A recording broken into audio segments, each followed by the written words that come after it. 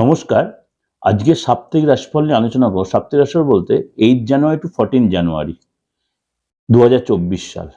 তার আগে বলে রাখি, প্রত্যেকটা প্রোগ্রাম আমার চ্যানেলে আপনারা সার্চ করলে পেয়ে যাবেন। বার্ষিক রাশিফল, মাসিক রাশিফল, অবশ্যই সাপ্তাহিক রাশিফল। আর উপাচারগুলো আমি এবছরে নতুন করে উপাচার দিচ্ছি। প্রত্যেক সপ্তাহে কী উপাচার করবেন বা আপনি কী টোটকা করলে কি রেজাল্ট পাবেন, এরকম ছোটো ছোটো প্রোগ্রাম একদম খুব অল্প খরচের মধ্যে বা বিনা খরচে আপনি ঘরেই করতে পারেন, এরকম প্রোগ্রামগুলো শর্টসে গিয়ে ফলো করবেন। আমার ডিফারেন্স চ্যানেলে শর্টসে ফলো করবেন, সেখানে সমস্ত উপাচার এবং সপ্তাহের উপাচার, সপ্তাহের টোটকা সব কিছু দেওয়া রয়েছে। আর বলে রাখি, প্রোগ্রামের শুরুতেই 11 তারিখ হচ্ছে এই সপ্তাহে, 11 তারিখে হচ্ছে পৌষ অমাবস্যা। খুব ভালো দিন। যদি মনে করুন আপনি অবশ্যই কোনো ক্রিয়া প্রক্রিয়া করবেন, অবশ্যই যে তন্ত্রমতে ক্রিয়া প্রক্রিয়া দিয়ে থেকে যারা আমাকে জানেন, আমার পুরনো ক্লায়েন্ট প্রত্যেকে জানে এই দিন কিন্তু এই অমাবস্যার দিন খুব ভালো ভালো ক্রিয়া প্রক্রিয়া করা যায়। সুতরাং যদি কেউ মনে হয় যোগাযোগ করে নিতে পারেন। আমি কাউকে একদম আহ্বানও করছি না, আবার ইয়েও করছি না, নাও করছি না। যদি মনে হয় যোগাযোগ করবেন, আমার ফোন নাম্বার দেওয়া রয়েছে। এবার বলে রাখি গো ট্রানজিটটা নিয়ে। গো ট্রানজিটে মানে যেহেতু আমি 8 তারিখ থেকে বলছি, 8 তারিখে গো ট্রানজিটে চন্দ্র রয়েছে বৃশ্চিক রাশি।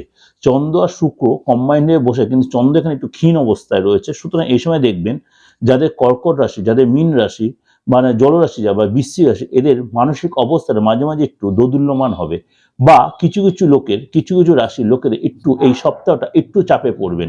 যেমন মকর রাশি, কুম্ভ রাশি, এরা একটু মাঝে মাঝে একটু আপ ডাউনের মধ্য দিয়ে এদের যাবে। আমি সাপ্তাহিক রাশি পুরো ডিটেলে বলবো। এই মুহূর্তে যে সিচুয়েশনটা হলো, মানে চন্দ্র শুক্র রয়েছে আপনার বৃশ্চিক রাশি সপ্তাহের শুরুতে, এবং সেকেন্ড হাউস অর্থাৎ ধনুরাশিতে বসে রয়েছে। যেহেতু চন্দ্ররাশি দিয়ে বিচার করি না, সেকেন্ড হাউস সেই হিসেবে বলছি। ধনুরাশিতে বসে রয়েছে রবি, মঙ্গল, বুধ। রবি যাবে 15 তারিখে মকর রাশি, তখন মকর সংক্রান্তি হবে। সুতরাং সেটা আবার পরের সপ্তাহে বলবো। এবং শনি রয়েছে কুম্ভ রাশিতে, এবং মীন রাশিতে রয়েছে আপনার রাহু, আর মেষ রাশিতে মার্গী হয়ে বসে আছে বৃহস্পতি, আর আপনার কন্যা রাশিতে বসে আছে এখানে কেতু। এই সিচুয়েশনে সারাটা সপ্তাহ আমার কেমন যাবে, 12টা রাশি, সেই নিয়ে আপনাদের আমি বিশ্লেষণ করব। আজকে হলো মীন রাশি নিয়ে। মীন রাশি কিন্তু এই সপ্তাহে একটু আধ্যাত্মিক চেতনা বাড়বে, অর্থাৎ পূজা আর্চা এসবের মধ্যে আপনি নিজেকে নিয়োজিত করতে ইচ্ছা করবে, এবং দান ধ্যানে মন চাইবে। হয়তো কোনো বাড়িতে কোনো পূজা আর্চা করতে ইচ্ছা হলো, বা কোনো আপনার নাম সংকীর্তন করতে ইচ্ছা হলো, যে যে রাশি যে ধর্মের লোক হন, আপনাদের মন্দির মসজিদে আপনি একটু বসে রইলেন, বা সেরকম গিয়ে আপনি সেখানে সময়টা, বা সেখানে কোনো সেবা করলেন, সেখানে কোনো দান করলেন।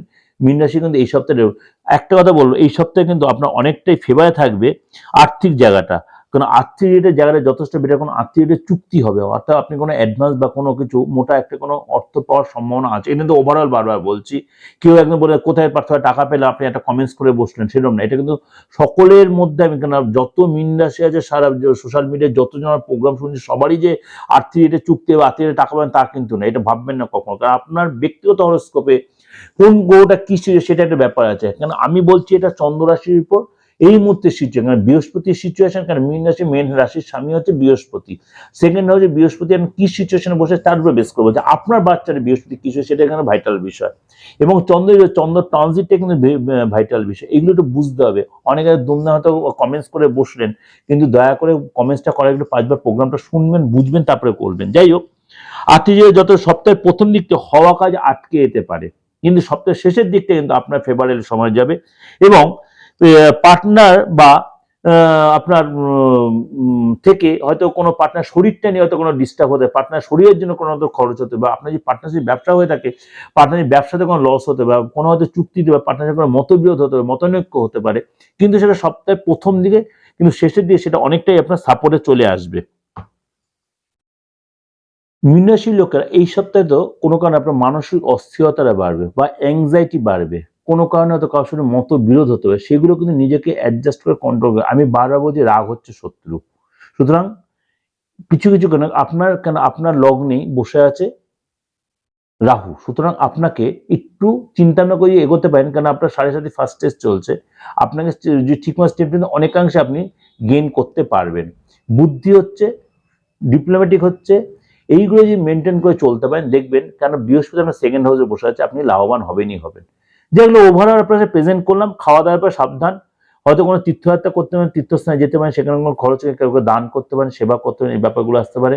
খাদ্য খাদ্য বিশেষ কোনো ফুড রিলেটেড কোনো প্রবলেম বা ড্রিঙ্কস জাতীয় কোনো প্রবলেম, এবার পানীয় জাতীয় কোনো থেকে কোনো প্রবলেম বা পরিগত কোনো হাঁটুতে লেগে গেল বা কোমরটা লেগে গেল হতে পারে, কনিক কোনো ডিজিজ জাতীয় ভুগতে, অর্থাৎ আপনার কোনো কারণে আপনাকে নিজেকে কন্ট্রোলের রাস্তাটা চলতে হবে। আর ব্যবসা যদি করেন, ব্যবসা এই সপ্তাহে শেষের দিকটা আপনার বেটার, কেন খরচ হবে, খরচটা কিন্তু বুঝে করুন। ব্যবসা এই শেষের দিকটা, প্রথম দিকটা অনেকটা আপনার সাপোর্ট দেবে না, প্রথম দিকে খুব একটা ইনভেস্ট করবেন না। যাদের ব্যবসায় ইনভেস্ট করার ব্যাপার আছে একটু অ্যাভয়েড করে সপ্তাহে, অর্থাৎ বুধ বৃহস্পতির পর থেকে সময়টা আস্তে আস্তে আমরা ফেভারে যাবে। যেটা ওভারঅল আপনাদেরকে প্রেজেন্ট করলাম, ভালো অবশ্যই লাইক করবেন, সাবস্ক্রাইব, নোটিফিকেশনটা অন করে যতবার লোকেরা শেয়ার করবে।